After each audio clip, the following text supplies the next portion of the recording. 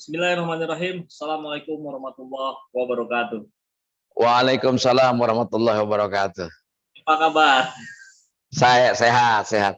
Harus selalu sehat. Sebab Harus katanya ternyata nikmat yang paling tinggi dari Allah untuk umatnya adalah nikmat sehat. Mau tahu nggak nikmat yang paling rendah selain yang tinggi? Apa tuh, Bang? Harta. Oh. Gitu. Jadi nikmat yang paling tinggi itu adalah nikmat sehat, nikmat yang paling rendah harta. Karena harta itu kan habis. Nggak ke bawah ya. Gimana Kang? Ini prolog dulu nih buat sahabat semua. Kita kemarin itu sudah Zoom, sudah membahas panjang lebar terkait pembatalan keberangkatan haji. Tapi begitu akan kita upload ke YouTube, ternyata datang informasi terbaru dari Kerajaan Saudi bahwa isu yang beredar yang itu disampaikan bahkan oleh Wakil Ketua Komisi 8 Pak Aceh atau Wakil Ketua DPR Pak Sukmi Dasko itu menyampaikan bahwa ada 11 negara yang diizinkan minus Indonesia, sehingga itu menjadi riuh seluruh negeri ini. Bahkan kita pun membahas itu kemarin, tapi kemudian itu kita tahan, itu tidak kita publis karena ya ternyata datanya itu bisa dibilang hoax barangkali. Jadi gini Bang, ini saya jadi penasaran, kok bisa sekelas Wakil Ketua DPR Pak Sukmi Dasko yang terhormat bisa mendapatkan data yang tidak akurat. Itu ya. Yang kedua, ini tetap kembali kepada pembatalan keberangkatan haji. Ini kan sesuatu, ini hantaman besar buat umat Islam di Indonesia. Bagaimana puluhan tahun orang menunggu, mengantri untuk mengumpulkan uang, ternyata dengan tiba-tiba dibatalkan. Setelah tentu kemarin tidak ada. Abang bisa memberikan meredakan dulu deh gitu buat sahabat semua nih, terutama para calon jemaah haji yang akhirnya harus batal berangkat. Ya untuk viewernya atau fansnya Kang Saipul Jaman, kemarin saya dengan Saipul sudah membuat sebuah konten yang sudah 1 jam akan tayang sebetulnya. Tinggal editing sudah selesai. Akan tetapi tiba-tiba Duta Besar Saudi Arabia memberikan klarifikasi bahwa Saudi Arabia tidak pernah memberikan kuota kepada negara manapun di dunia ini untuk masalah haji. Itu yang pertama. Sehingga kita batalkan tayangan kita itu. Yang kedua, sebetulnya saya yang minta waktu kepada Kang Saipul untuk bisa masuk di channel yang sangat prestisius ini. Ini Kang Ipul, saya hanya ingin menyampaikan di awal dulu. Pertama, sebagai orang Indonesia, saya turut prihatin bagi umat Islam Indonesia, ya, terutama calon jamaah haji atas keputusan resmi dari Menteri Agama disampaikan dalam 2 hari yang lalu kalau tidak salah dalam konferensi persnya bahwa Indonesia membatalkan tidak memberangkatkan jamaah haji. Ini saya kira sangat-sangat memprihatinkan dan kita bisa menangkap suasana batin para calon jamaah haji yang sudah begitu dalam merindukan.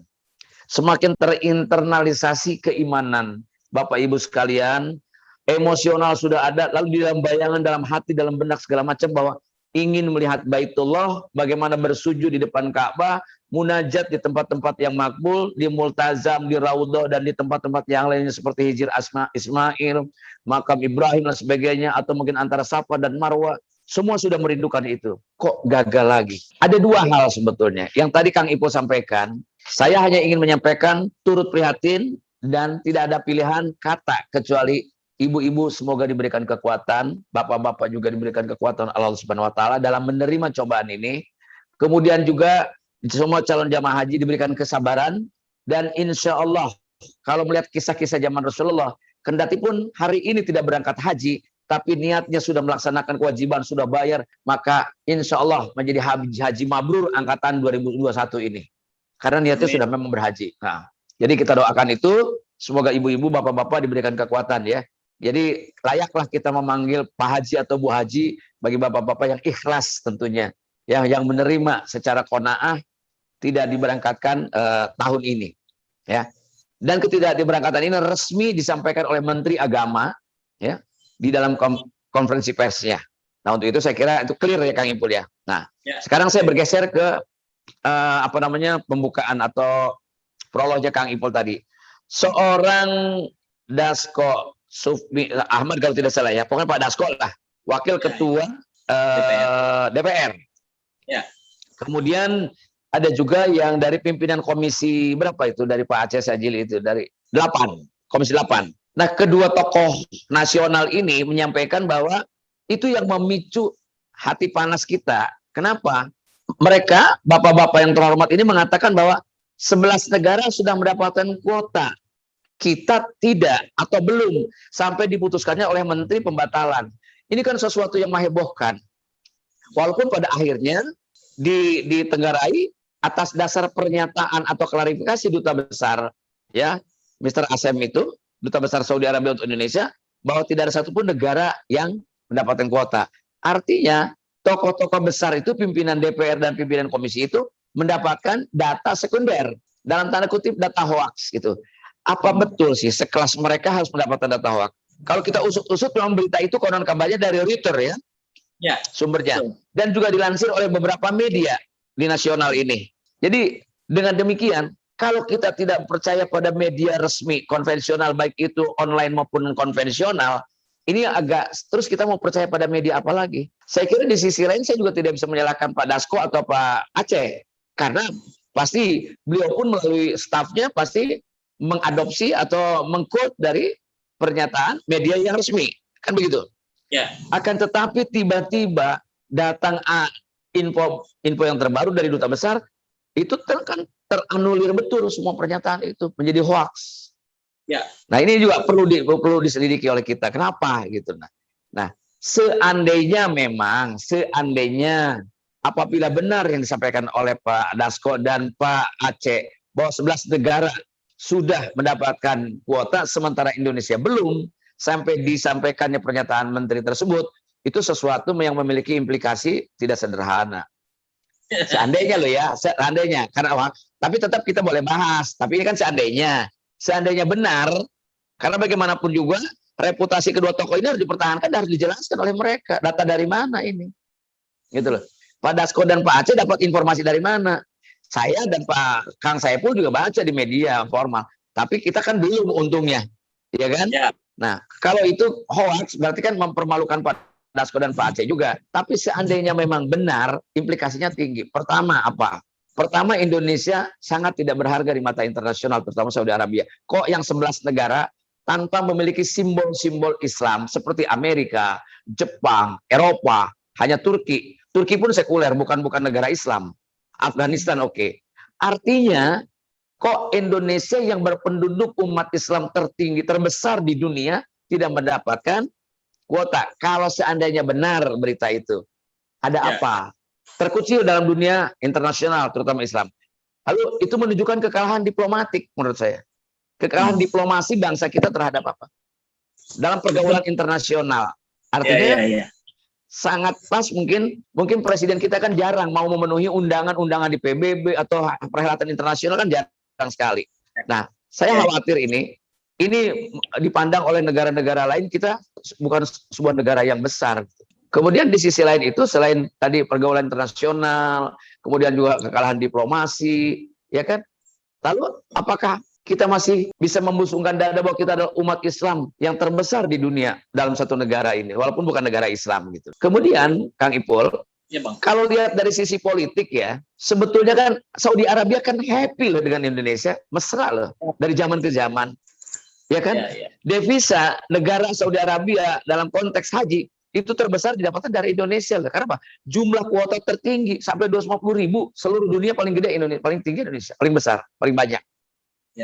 Paling tidak spending selain ONH yang paling mahal, ONH saja kita bandingkan. Kemarin saya ngobrol dengan kerabat dari persaudaraan haji. Kenapa Malaysia bisa 4 juta berangkat sampai ke Mekah ONH-nya? Kita harus 25 juta. Pernyataannya sederhana. 4 juta. Pernyataannya sederhana. Malaysia pengurus hajinya tidak memburu rente. Malaysia loh, saya nggak ngomong Indonesia ya. Ya. Kita ngebahas biar masyarakat menyimpulkan. Ya, mereka hanya 4 juta, kita 25 juta. Ada apa? Kalau Malaysia 4 juta, kita 5 atau 6 juta, oke lah, fine lah, oke. Masih masuk akal lah.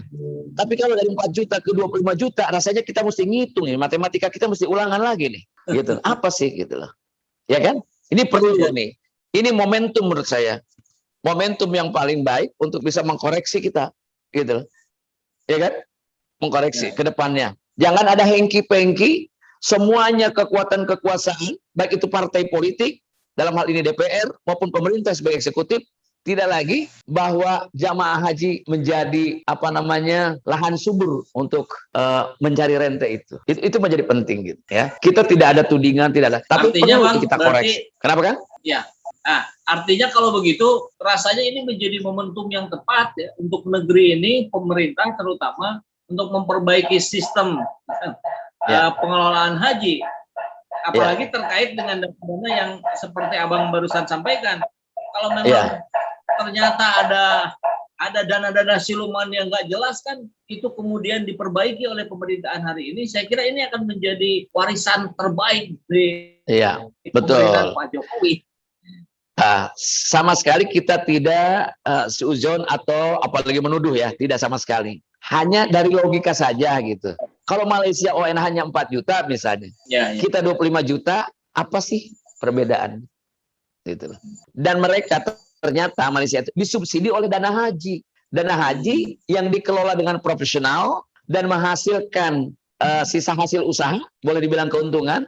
Nah, keuntungan itulah untuk mendukung mereka, baik itu untuk pemondokan, untuk makanan, dan pesawat terbang.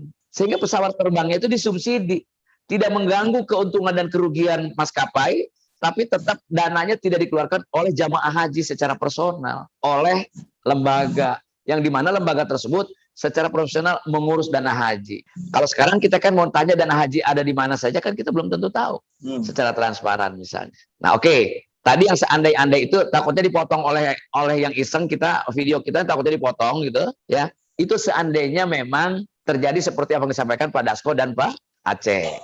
Seandainya saja memang diputuskan oleh Saudi Arabia sampai saat ini belum ada kuota untuk seluruh dunia, kita masih bisa memaklumi keputusan Menteri Agama. Sebab apa? Secara sistemik, kalaupun bulan ini diputuskan ada, saya nggak yakin pemerintah kita, penyelenggara haji kita siap untuk mengurus yang ratusan ribu, untuk mengurus manajemen, bagaimanapun untuk mengurus jamaah ada di sana. Malaysia, menurut teman-teman kami, itu kalaupun hari ini diputuskan dapat kuota, mereka siap, sistemnya sudah ada. Jadi mereka tidak beralasan pada pandemi. Dua hal yang berbeda, mereka pandemi ada mitigasinya tersendiri. Tapi sistem ini, dia sangat-sangat linear dan universal, apapun kondisinya. Ketika kuota itu bisa diberikan oleh Saudi Arabia, mereka tetap bisa berangkat. Kita pasti alibinya atau reasonnya adalah pandemi, gitu loh. Tetapi memang keputusan Menteri Agama ini bisa dimaklumi kalau memang semuanya tidak berangkat tahun ini. Nah, tinggal nih kita termasuk pemerintah nyut-nyutan juga nih. Nyut-nyutan apa? Jangan-jangan besok, lusa, pemerintah Saudi Arabia memberikan kuota bagi negara lain, termasuk Indonesia. Indonesia diberikan kuota. Cuma persoalannya, kalaupun diberikan kuota minggu depan, sanggup nggak menyelenggarakan haji dengan yang waktu yang sangat pendek, gitu. Jadi di sisi lain, ya barangkali tetap yang jadi korban adalah jamaah haji. Dia tidak berangkat, kan itu. Apapun tadi perspektif yang pertama atau perspektif yang kedua, ini saya kira tetap mereka dalam keadaan yang menerima akibatnya gitu. Kenapa? Tapi hanya berdoa saya nih ya pada Pak Menteri Agama nih ya, mudah-mudahan kalau esok lusa, tapi sudah dibatalkan. Kalau esok lusa kuota dikasih, ya kan? Mudah-mudahan sanggup. Tapi ternyata sudah dibatalkan lebih dulu. Nah, alasan pembatalannya kan saya juga tidak tahu. Kalau hanya pandemi, nah, yang bisa menolong pemerintahan kita adalah apabila alasannya pandemi, tapi seluruh negara tidak diberikan kuotanya. Tapi kalau diberikan, pembatalan itu terlalu dini berarti. Harusnya tidak dibatalkan dulu sampai dengan kuota ada. Akan tetapi setelah kuota ada yang injury time, baru kita lempar anduk nih. Maaf, kalau kuota hari ini diberikan, kami tidak akan sanggup menyelenggarakan. Karena saudara memberikan, ya, hey, Syekh, antum terlalu terlambat memberikan waktu kepada kita untuk memberikan kuota. Kan begitu. Clear kan ya Pak ya?